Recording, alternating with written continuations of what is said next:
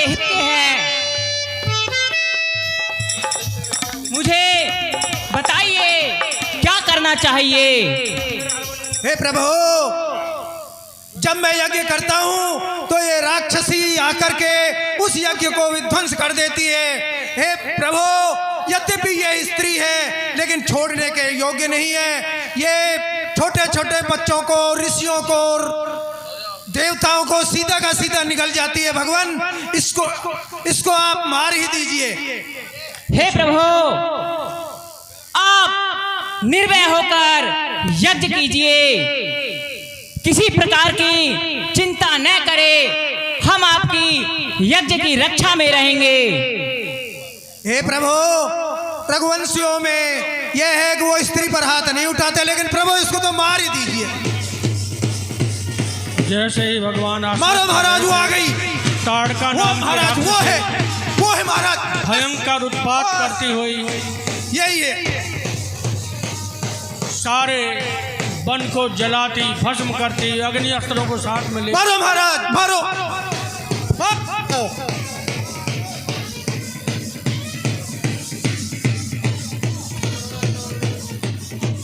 मारो महाराज, ये बड़ी भयंकर राक्षसी है। इसका वध करने में जरा भी संकोच।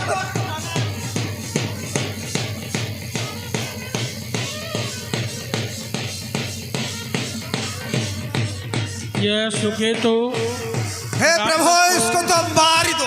अगस्त ऋषि ने मार दिया था, उस कारण से ही मारो महाराज। ऋषि मुनियों का भक्षण करने लगे। महाराज ऐसे नहीं मरेगी, को नष्ट भ्रष्ट करने लगी और उनके आतंक से आतंकित ये होकर बड़ी दुर्भक्षी राक्षसी है। अपने यज्ञ नहीं कर पाते।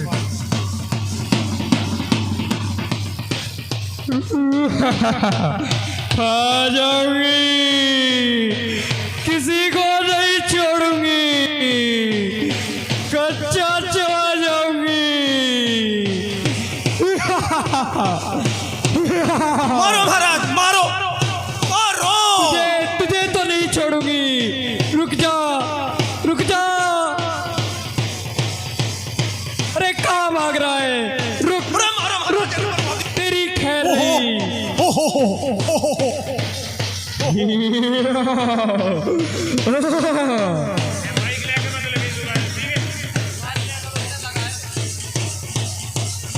मारो महाराज, जल्दी।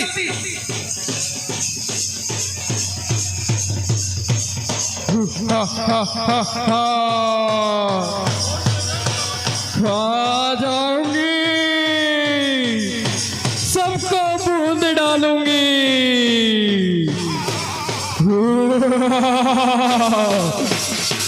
नहीं छोड़ूंगी।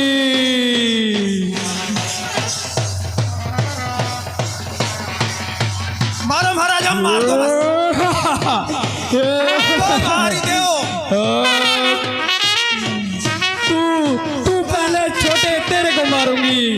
तू आ पहले।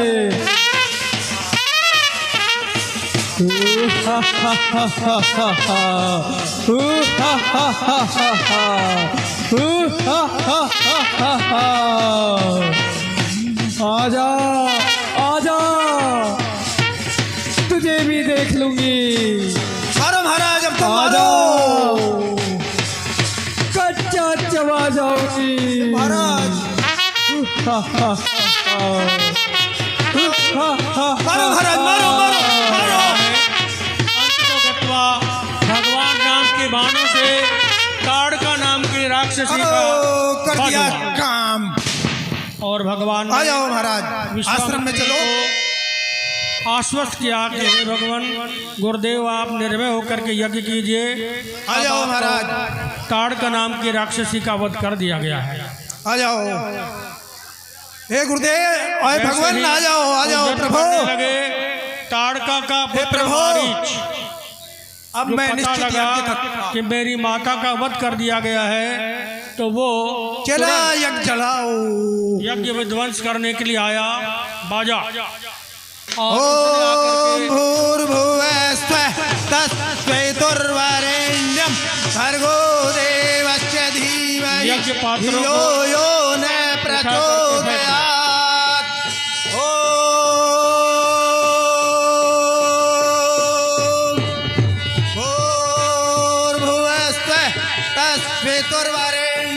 भर्गो देवस्य धीमहि धियो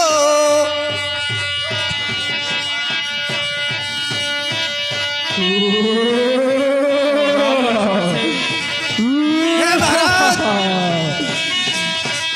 बुड्ढे तुझे पहले मारूंगा, मारो महाराज उसको, किसी को नहीं छोड़ूंगा, एक एक को काट डालूंगा। तोड़ के चला।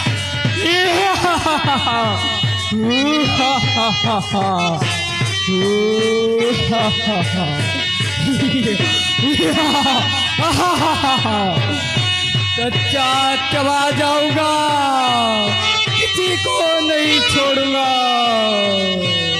मारो प्रभु मारो। अब कोई नहीं बचेगा, एक एक को जला दूंगा।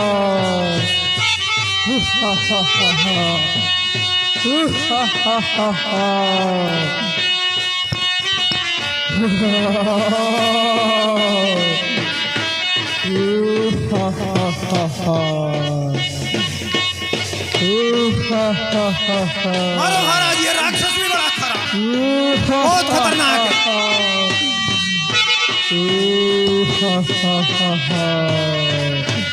नहीं छोड़ूंगी, नहीं छोड़ूंगा। सबका सर धड़ से अलग कर मारो दूंगा। महाराज, देखो इसकी आंखें कैसे चल रही हैं। मारो मारो महाराज मारो मारो। आरिज को भगवान ने एक ऐसा बिना फर का बाण मारा कि वो 100 योजन दूर जाकर के लंका के किनारे गिर गया। भगवान राम लक्ष्मण ने फिर विश्वामित्र जी से कहा कि गुरुदेव आप निर्भय यज्ञ कीजिए, लेकिन उनका सेनापति सुबाहु बचे कुचे बांड्री कटक को संभाल करके एक बार पुनः यज्ञ विध्वंस करने के लिए आ पहुंचे।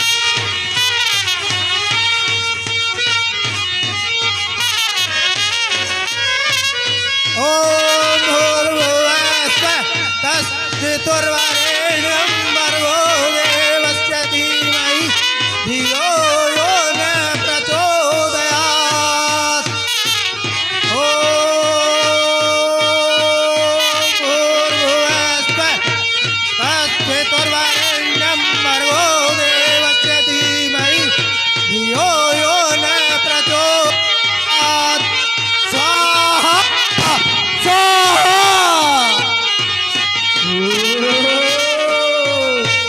नहीं छोड़ूंगा।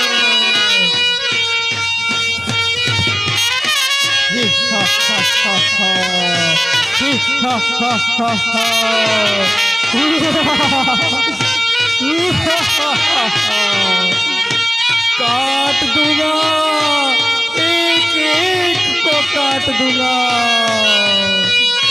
नहीं छोड़ूंगा।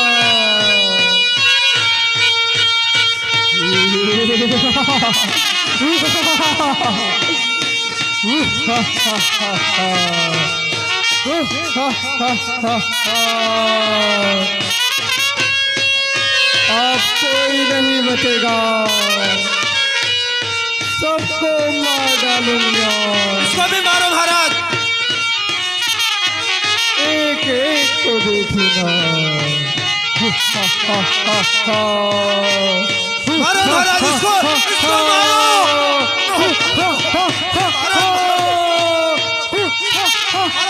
दुष्ट है, पापी है। हे प्रभु, ये निशाचर बड़ा पापी है। नहीं छोड़ूंगा, कोई नहीं बचेगा। मेरी अग्नि से कोई नहीं बचेगा, सबको जला दूंगा। तुम दोनों को एक साथ मारूंगा। मारो महाराज।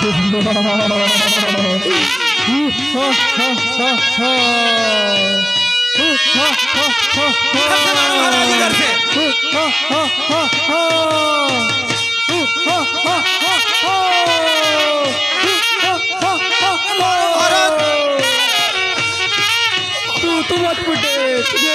छोड़ूंगा।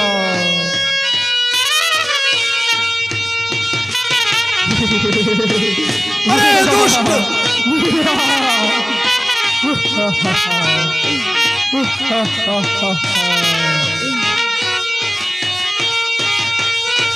संभाल मेरे अग्नि को। महाराज ये दोनों साइड से देखता है भगवान, दोनों ओर से दिखाई देता है इसको। मार डालूंगा, भून दूंगा, अपने प्राण को मार डालूंगा, किसी को नहीं छोड़ूंगा। बदला लेने के लिए यथाशक्ति युद्ध कर रहा है।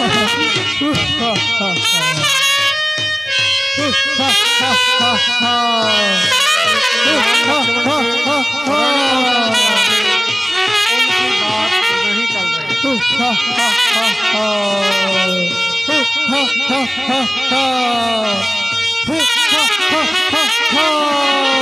महाराज इसका भी काम करो, जल्दी करो। देवता बहुत दुखी थे, तो गत्वा ये भी मारा गया। शिवाहु भी युद्ध में मारा गया। तीनों के मारे जाने हे के प्रभु, बाद जो कुछ मैंने सोचा था वही हुआ। आपने उसी के अनुरूप यह सारा कार्य किया है। विश्वामित्र जी उनको बल्या और अतिबला नाम की विद्या प्रदान करेंगे और उन्हें इस हे प्रभु, शक्तियां प्रदान करेंगे ये जिनसे वन है भूख प्यास न लगे। बहुत ही विकट है। यहाँ अनेक प्रकार के राक्षस रहते थे। मनवांछित रूप धारण करके ऋषि मुनियों और यहाँ के आम जन को बहुत ही परेशान करते थे, उनका भक्षण करते थे। वह कार्य तो पूर्ण हुआ। अब मैं निर्भय होकर के यहाँ यज्ञ करूंगा। इधर विश्वामित्र जी निर्भय होकर यज्ञ कर रहे हैं। उधर जनकपुर के अंदर सीता स्वयंवर की तैयारियां प्रारंभ होती हैं।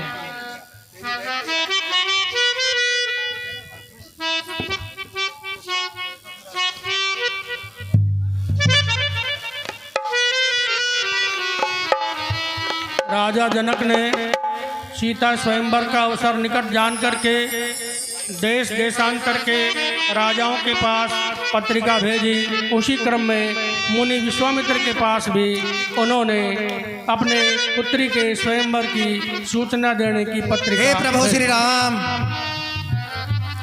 बहुत सुंदर ही अवसर है। जनकपुरी में एक विवाह पत्रिका आई है, निमंत्रण पत्रिका आई भी है। वहाँ विदेहराज जनक की पुत्री सीता का स्वयंवर है। उस स्वयंवर की शर्तों के अनुसार जो भी हमें उस विवाह में चलना चाहिए। आप भी हमारे साथ चलिए, उस स्वयंवर का थोड़ा अवलोकन कर सकें। जैसे ही जनकपुर की ओर आगे बढ़े, जो आज्ञा गुरुदेव। हे गुरुदेव, हम तो आपकी आज्ञानुसार चलेंगे।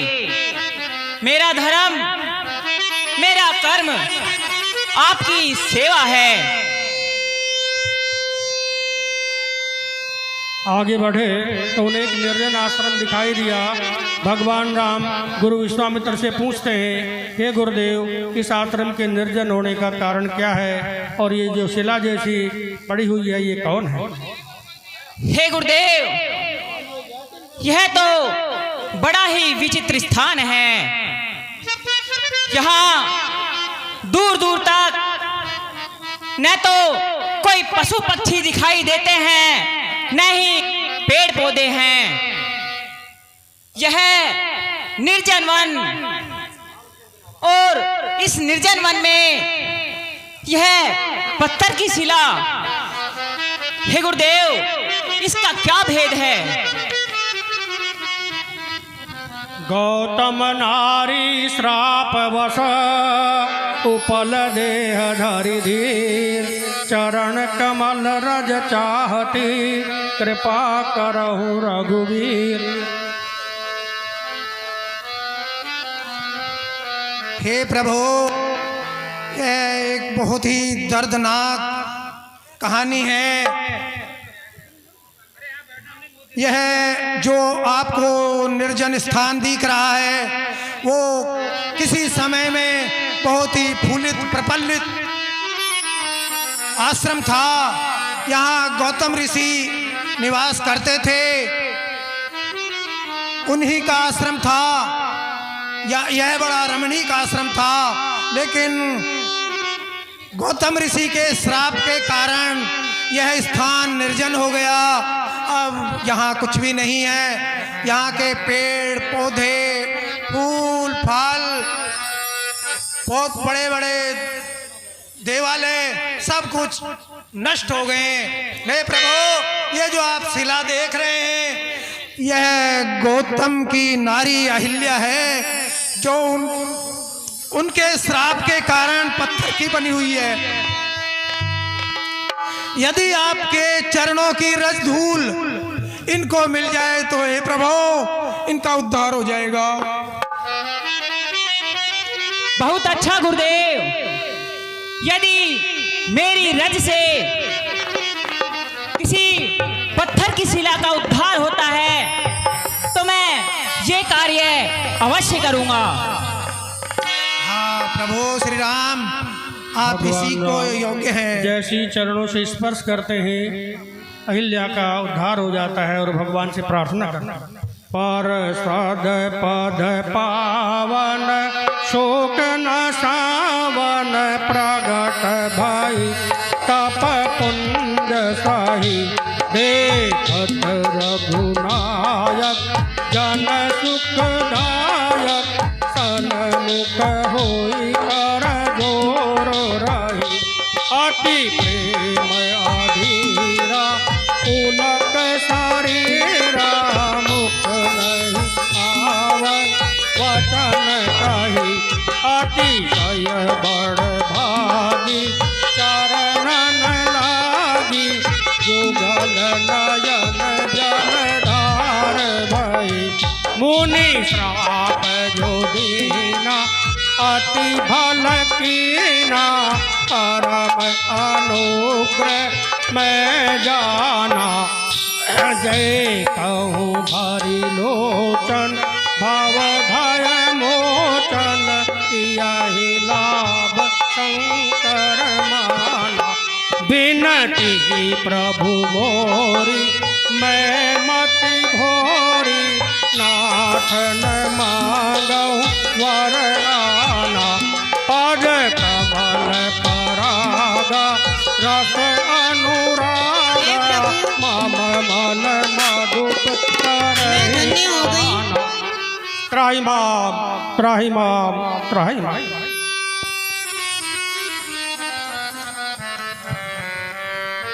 हे अहिल्या, तुम श्राप के कारण शिला की तरह इस निर्जन वन में पड़ी हुई थी।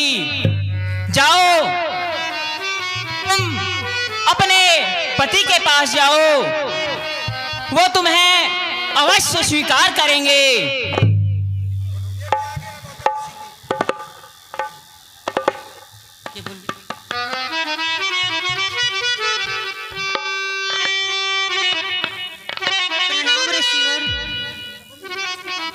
हे प्रभु, मैंने इनको स्वीकार किया है।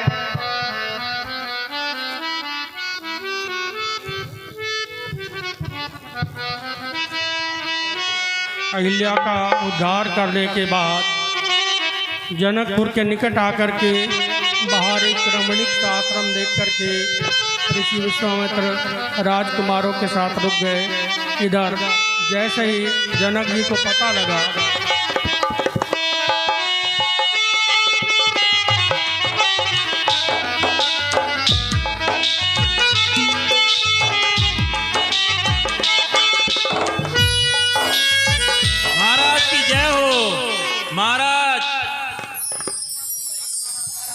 आपके ग्राम के समीप विश्वामित्र जी और उनके साथ 2 सुकुमार आए हैं।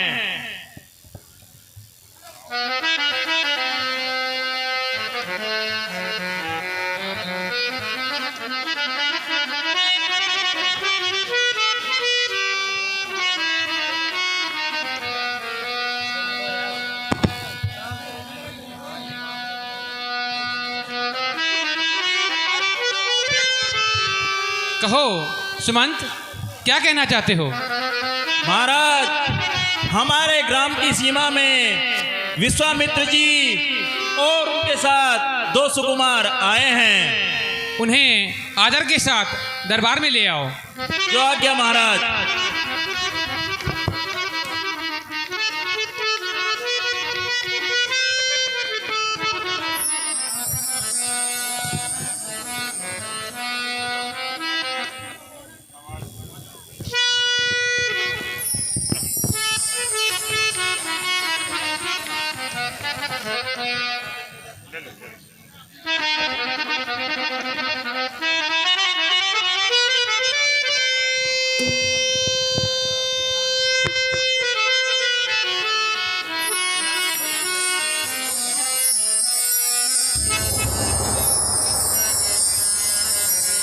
ऋषिराज के चरणों में राजा जनक का प्रणाम स्वीकार करें। ऋषिराज, आपका हमारी नगरी में स्वागत है। आइए इस नगरी में प्रवेश कीजिए। माताजी, बहुत अच्छा राजन। मैं अभी अपनी राजन सखियों संग आपके गौरी महलों पूजन की को हो ओर आती हूँ। नहीं जा सकते हैं, अगर आपकी आज्ञा है है ना? कोई आप ऐसा स्थान बताइए जिससे हम रात्रि निवास कर सकें। दिक्कत नहीं है। हे ऋषिराज, वाटिका खाली है, आप उसमें विश्राम करिए। एक बात पूछना चाहूंगा मैं ऋषिवर, ये दोनों सुकुमार आपके साथ जो नजर आ रहे हैं, ये कौन है? आपने इनका परिचय नहीं दिया। हे राजन, ये दोनों राजा दशरथ के पुत्र हैं। इन बड़ों का नाम श्री राम जी है और उनके पीछे जो सफेद से कलर, वो श्री लखनलाल जी हैं। ठीक है। हे राजन, आप किसी प्रकार की चिंता मत करो, मैं समय रहते हुए दोनों राजकुमारों के साथ आपके स्वयंवर में पहुंच जाऊंगा। आपका बहुत बहुत धन्यवाद।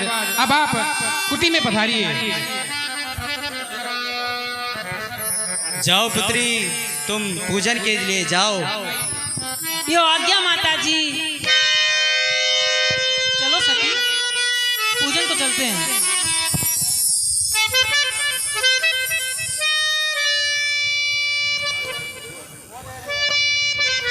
इधर सुनैना जी सीता जी को गौरी पूजन के लिए भेजती हैं और उधर राम लक्ष्मण गुरु जी के आदेश से फुलवाली के अंदर पुष्प लाने के लिए जाते हैं और वहीं पर प्रथम मिलन सीता और राम का होता।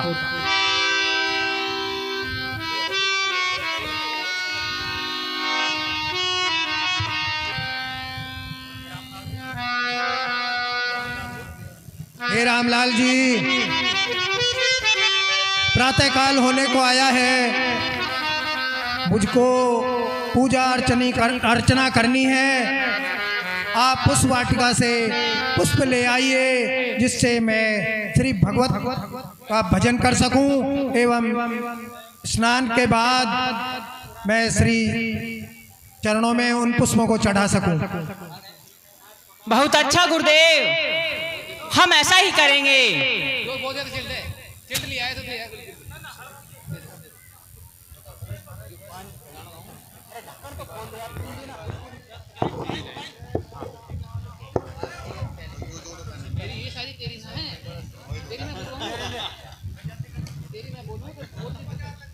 हे सती, देखो हमें पूजन करना है, तुम जाओ और पुष्प लेके आ जाओ। ठीक है सखी, मैं जा रही हूँ।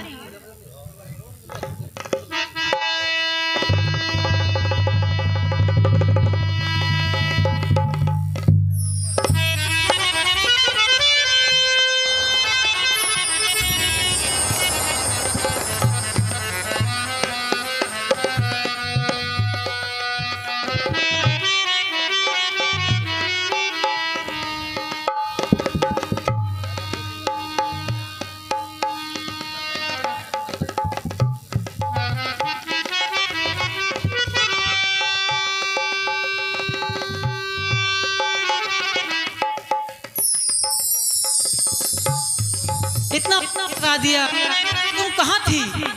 और इतना हाथ। हे सखी, मेरा तो जिया घबरा रहा है। क्यों, क्या हुआ? मैं क्या बताऊं तुम्हें।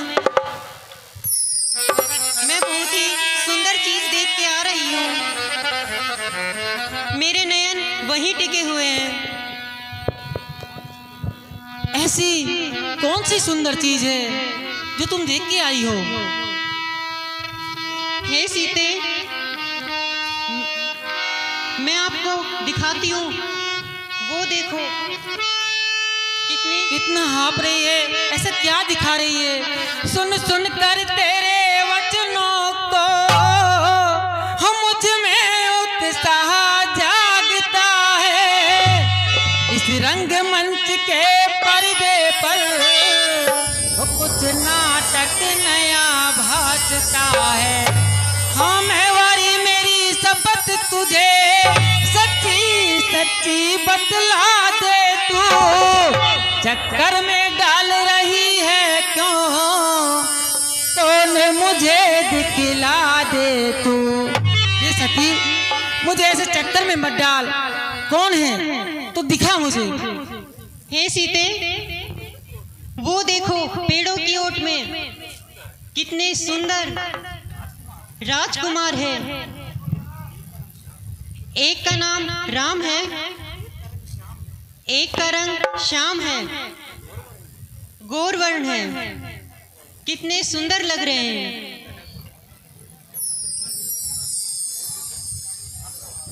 हे सीते, आप इनको क्या निहारती रहोगी? आप तो गौरी पूजन के लिए आए हो। सखी, बाद में इनको देखना। सखी, हे सीते, क्या हुआ तुम्हें?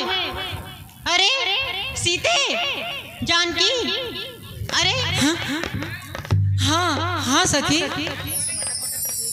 ऐसे मटक मटक के देख रही है। ये क्या तो आईने ही नहीं थी, अभी नहीं कोई देख रही है। अरे नहीं बावरी, चल पूजन को चलते हैं। चलो।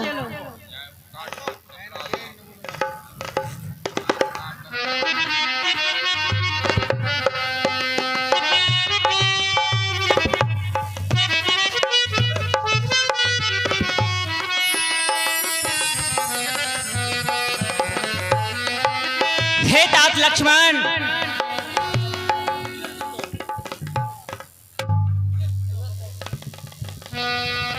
हे तात लक्ष्मण, मेरा हृदय न जाने क्यों विचलित हो रहा है। हे लक्ष्मण, बड़ा चंभा है, सारा उपवन झंकार उठा, छा गई सरसता कमलों में, भ्रमरों का दल गुंजार। इन सुंदर शब्दों को सुनकर भासित यह होता भ्राता है। दुंदुभी बजाकर कामदेव दुनिया पर चढ़ता आता है। क्यों प्रकृति ने न जाने इतनी चंचलता भर दी है। यमी शांत मेरा स्वभाव रह रह कर आज विचलता है। जिस मन ने सदा नारियों को माँ बहन बराबर समझा है, उस मन की आज दशा यह क्यों होता, यह मुझे अचंभा है। हे तात लक्ष्मण, मेरा मन पता ना आज क्यों चलायमान हो रहा है। हे भ्राता, आप किसी प्रकार की चिंता मत कीजिए। शंकर भगवान स्वयं आपकी मनोकामना पूर्ण करेंगे।